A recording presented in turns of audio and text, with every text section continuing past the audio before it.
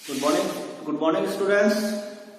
तो अपना प्रायिकता चल रहा था विविध प्रश्नमाला में 16 तक प्रश्न हो गए थे। अब प्रश्न संख्या 17 में चलते हैं। किसी व्यक्ति ने निर्माण कार्य का ठेका लिया, वहां हड़ताल होने की प्रायिकता 0.65 है। कोई भी कार्य का ठेका लिया है, वहां हड़ताल होने की प्रायिकता कितनी है? 0.65। हड़ताल न होने और हड़ताल होने की स्थितियों में निर्माण कार्य के समय अनुसार पूर्ण होने की प्रायिकताएं 0.80 और 0.32 है। यानी कि हड़ताल होने की स्थिति में कार्य पूरा होगा, उसकी प्रायिकता 0.80 है, और हड़ताल होने की स्थिति में कार्य पूर्ण होने की प्रायिकता 0.32 है। तो निर्माण कार्य के समयानुसार पूर्ण होने की प्रायिकताएं ज्ञात कीजिए। तो कहने का मतलब प्रश्न संख्या 17 में E1 जो घटना है वो क्या है? आपका हड़ताल होना। E2 जो घटना है वो हड़ताल नहीं होना। E1 की जो प्रायिकता है, हड़ताल होने की जो प्रायिकता है वो 0.65 है। तो हड़ताल नहीं होने की कितनी हो जाएगी? 0.35। एक में से माइनस कर दो इसको। अब ए यहां पे क्या है? निर्माण कार्य समयानुसार पूर्ण हो। ए की प्रायिकता निकाली हमने को। ए की प्रायिकता क्या हो जाएगी आपकी? और अपने को दे भी रखा यहां पे, हड़ताल न होने की स्थिति में कार्य समयानुसार पूर्ण हो। हड़ताल न होने की स्थिति में मतलब E2, A/E2 दे दिया अपने को, ठीक है। E2 क्या है? हड़ताल नहीं हो रही। ए क्या है? कार्य समयानुसार पूर्ण हो रहा है, तो उसकी प्रायिकता दी है 0.80। और A/E1, E1 मतलब हड़ताल होने की स्थिति में कार्य पूर्ण होने की प्रायिकता है 0.32। ये चीजें आपको दे रखी है। तो वही संपूर्ण प्रायिकता के पढ़ने से, संपूर्ण प्रायिकता की पढ़ने से कार्य समयानुसार पूर्ण होने की प्रायिकता, मतलब एक ही प्रायिकता आपकी क्या हो जाएगी यहाँ पे? E1 A/E1, E2 A/E2। तो ये E1 कितना? 0.65, A/E1 0.80, E2 0.35, A/E2 0.32। तो गुणा कर लेते हैं इसको। 8×5 40, 8×6 48, 48 और 4 हो गया 52। 1 0 ये रहा, 1 2 3 4। सॉरी A/E1 0.32 है। अपनी मिस्टेक हो जाती है यहाँ पे। E2 0.35 है, A/E2 0.80 है। ओके, अब इसको सोल्व करो। 65 को 32 से गुणा करना है। 2 5 10, 2 6 12 और 1 13, 3 5 15, 3 6 18 और 1 19, 0 5 3 8, 9 और 1 10, 2। तो 0.2080। 4 के बाद में आएगा 1 2 3 4, 4 दशमलव इस साइड से आपको लगाने हैं। फिर आगे 35, 8 5 40, 8 24 और 4 28, 1 2 3 4, यहां बिंदु लगाया आपने 0। इसको जोड़ लो। 0 8 8 2 2 4, 0.488 क्या आ जाएगी? प्रायिकता आ जाएगी आपकी। अब प्रश्न संख्या 18 है। प्रथम देने में 8 सफेद है, 7 काली गेंदें हैं। द्वितीय देने में 5 सफेद है, 4 काली गेंदें हैं। प्रथम देने में से एक गेंद का चयन किया जाता है और उसे द्वितीय थैले की गेंदों के साथ मिला दिया जाता है, और फिर इसमें से एक गेंद निकाली जाती है। तो प्रायिकता ज्ञात कीजिए कि निकाली गई गेंद सफेद है। जो निकाली गई गेंद सफेद है उसकी प्रायिकता आपको ज्ञात करनी है। देखो पहले थैले से गेंद एक चयन की जाती है, दूसरे थैले में मिला दी जाती है। तो चयन करने के दो ही तरीके हैं, तो सफेद गेंद चयन करो और एक काली गेंद चयन करो। तो प्रथम थैले से सेकंड थैले में मतलब क्या सफेद गेंद मिलाई, ये इवन हो गया। द्वितीय प्रथम थैले से दूसरे थैले में काली गेंद मिलाई, यह आपका E2 हो गया। अब निकाली गई गेंद सफेद है, ये आपका ए घटना हो गया और इसी की प्रायिकता आपको निकालनी है। तो E1 और E2 की प्रायिकता देखो। सबसे पहले E1 की प्रथम थैले सफेद गेंद मिलाई, सफेद गेंद मूल स्तर की है 8 और टोटल हो गया यहाँ पे 15। E2 का काली गेंद मिलाई तो 7 बट्टे हो गया 15। E1 हो गया, E2 हो गया। नेक्स्ट वन A/E1 देख लीजिए, A/E1 और A/E2 दो चीज देखिए, इसको ध्यान से समझना है। क्या है E1 क्या है, प्रथम थैले से दूसरे थैले में सफेद गेंद मिला दी। तो ये यहां पर जैसे ये कहेगा इसमें 8 सफेद है 7 काली गेंदें हैं, इसमें 5 सफेद है 4 काली गेंदें हैं। पहला हुआ इसमें से एक क्या है सफेद बॉल मिला दी, एक सफेद बॉल इसके अंदर डाल दी। सफेद बॉल डालते साथ ये 6 सफेद हो गई और 4 काली गेंदें हो गई। देखकर रहिए वो। अब इसमें से गेंद निकाली और वो क्या होगी सफेद होगी। तो सफेद यहाँ पे क्या है 6 सफेद है और टोटल कितनी है 10, 6/10। दूसरा घटना E2, A/E2 का मतलब E2 क्या है, प्रथम थैले से दूसरे थैले में काली गेंद मिलाई, यहां पर मिला दी आपके पास में काली गेंद। काली गेंद मिलाते साथ क्या हुआ 5 तो सफेद हो जाएंगी 5 काली हो जाएंगी। अब इस मैच में से मतलब क्या है गेंद निकाली और वो हमेशा क्या होगी आपकी सफेद होगी। तो सफेद की प्रायिकता कितनी होगी 5/10।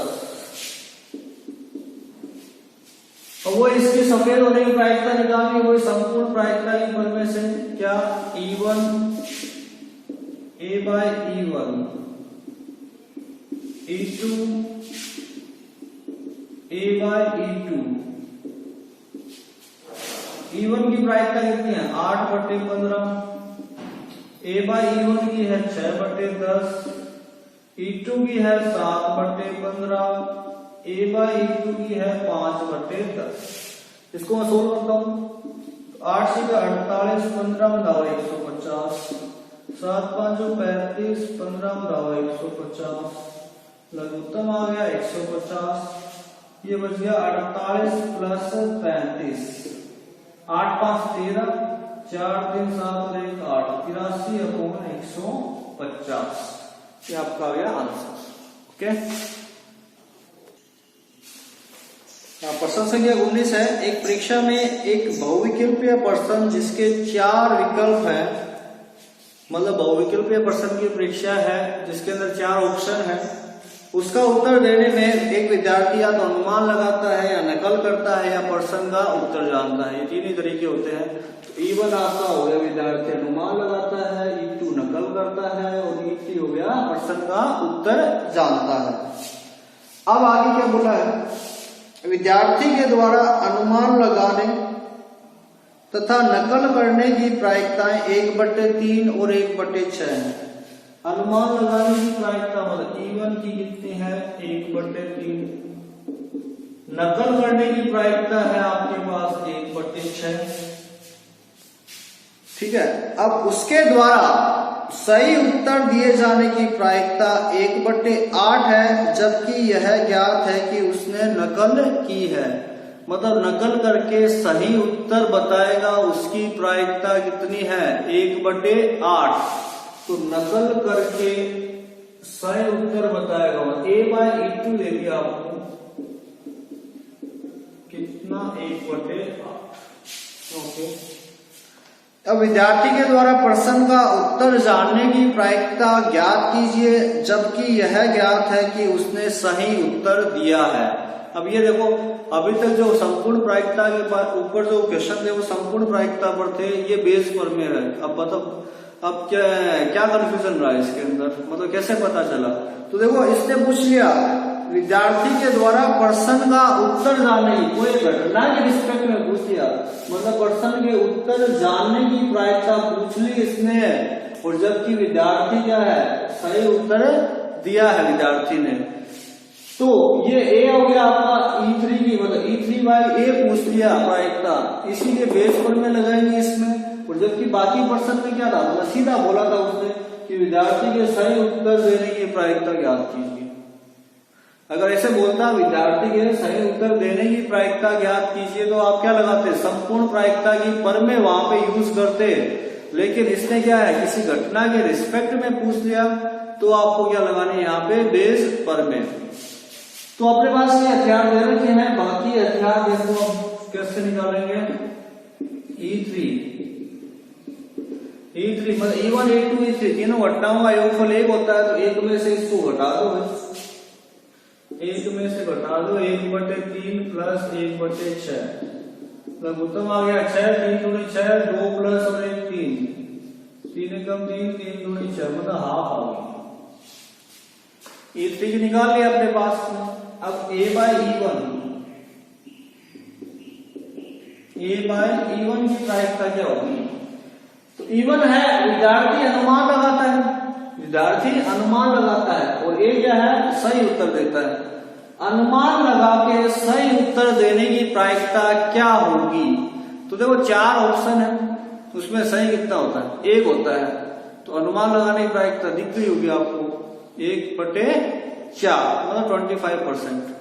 तो यहाँ पे अनुमान लगा के सही उत्तर देने की प्रायिकता हुई 1/4। और तीसरा A बाई E3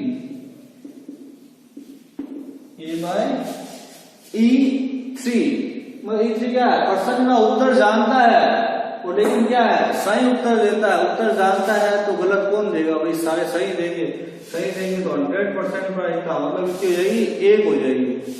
अब वही बेस बनने के प्रयोग से, बेस पर में से प्रश्न के उत्तर जानने की पूछी थी मैं E3 बाय ए, E3 की प्रायिकता A बाय E3 की प्रायिकता, नीचे सबका योगफल E1 A by E1, E2 A by E2, E3 A by E3। Okay, बस इसमें आप क्या करना है, E1 E2 E3 A by E1 A by E2 A by E3 के क्या रखोगे, मान रखोगे, और इसकी गणना करनी है आपको। ओके, अगला जो प्रश्न है आपका, प्रश्न संख्या 20। एक पत्र मतलब क्या है, टाटानगर से आया है, कलकत्ता से आया है, ठीक है।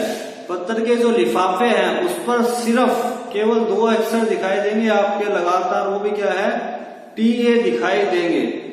तो आपको प्रायिकता ज्ञात करनी है कि पत्र मतलब कलकत्ता से आया है और टाटानगर से आया है। तो E1 यहाँ पे पत्र टाटानगर से आया है, E2 यहाँ पे पत्र कलकत्ता से आया है। तो A यहाँ पे वही 2 क्रमागत अक्षर TA दिखाई देंगे लिफाफे पर। तो सबसे पहले E1 और E2, E1 की प्रायिकता भाई पत्र 2 जगह से आया है, तो टाटानगर से आएगी 1/2, 50-50, 1/2, आधे आधे हो जाएगी प्रायिकता यहाँ पे। अब A बाय E1 और A by E2, A by E1 क्या है आपका, पत्र टाटानगर से आया है और पत्र के लिफाफे पर सिर्फ TA दिखाई दिया आपका। तो सिर्फ TA दिखाई दे तो मतलब क्या, TA को 1 अक्षर मान लो, बाकी देखो कितने हैं, 1 2 3 4 5 6 7 और 1 है 8 हो गए आपके, ठीक है। लेकिन टोटल स्थिति 8 हो गई आपकी, अनुकूल स्थितियां कितनी होंगी, ये जरूरी ये वाला TA हो सकता है, ये वाला भी तो TA हो सकता है इसके अंदर। तो अनुकूल स्थिति कितनी होगी, 2 होगी। तो 2 एकम 2, 2 चौके 8। A बाय E2 पत्र कलकत्ता से आया है, तो TA दिखाई दे, तो TA आपका ये 1 हो गया आपका। 1 2 3 4 5 6 7 टोटल स्थितियां होगी 7। लगातार टी है, बस सिर्फ एक ही बार आया है, 1/7। अब वही पहला पार्ट पूछा, इसने पत्थर कलकत्ता से आया है, E2/A, वही बेस पर नहीं है प्रयोग से, E2/A। तो आप सीधा लिख दूं आपको, E2 की प्राइस का 1/2, A/E2 की प्राइस का 1/7, नीचे सबका योगफल, योगफल मतलब E1 की प्राइस का A/E1 की प्राइस का, E2 की प्राइस का A/E2 की प्राइस का।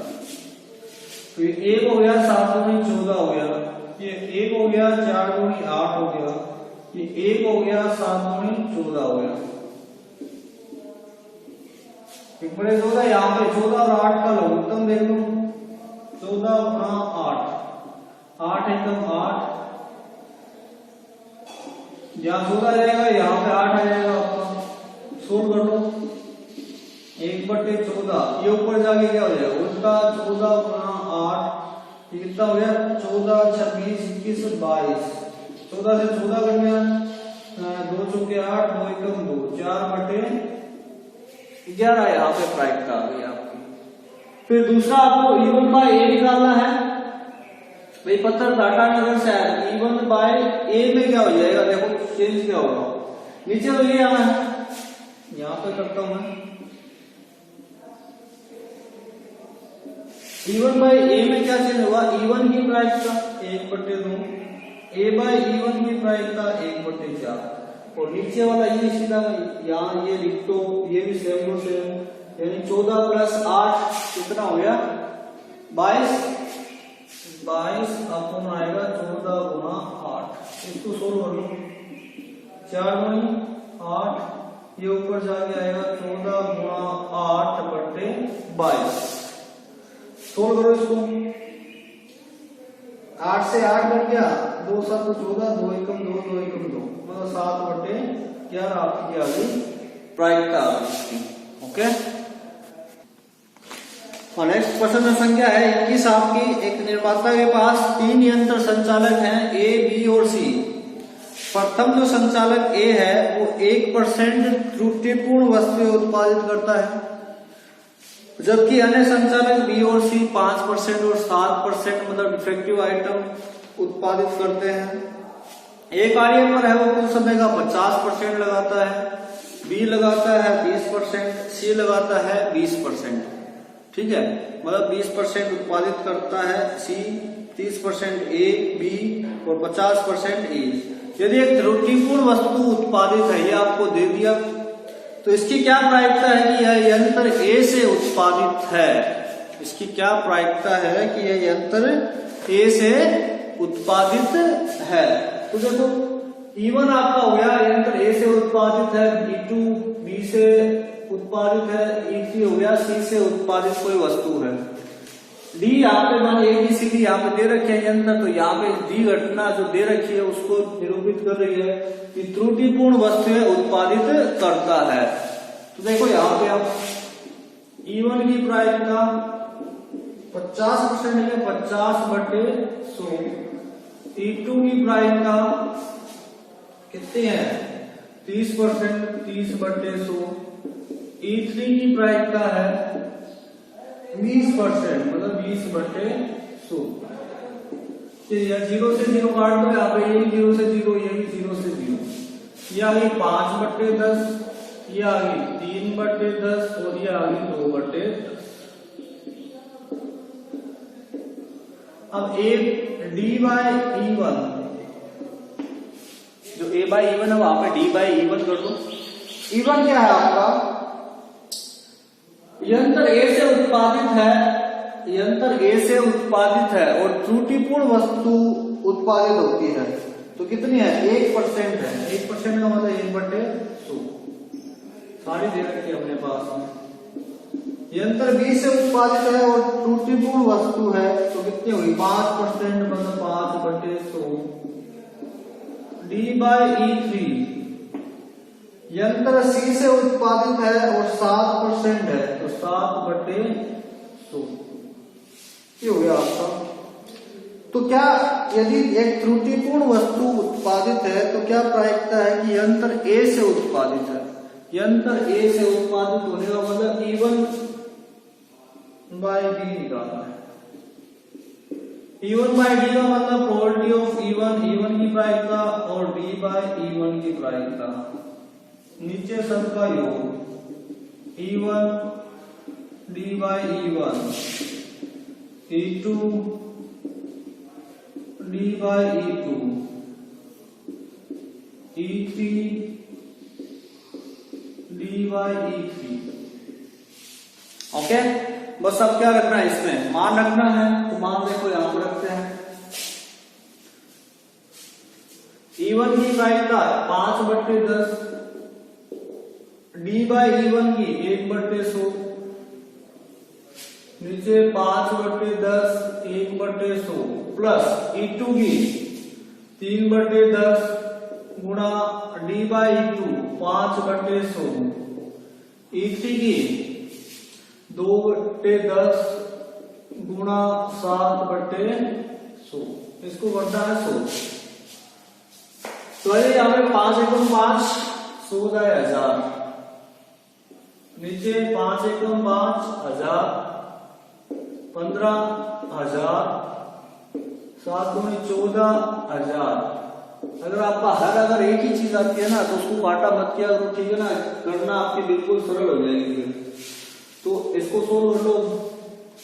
ये हो गया 5/1000, ये ऊपर आ गया कितना देखो 1000 लघुत्तम आ गया इसका, 15 और 5 20 और ये हो गया आपका 30 34 क्या ये जाएगा कट, कितना हो गया 5/34 आपका आ गया आंसर।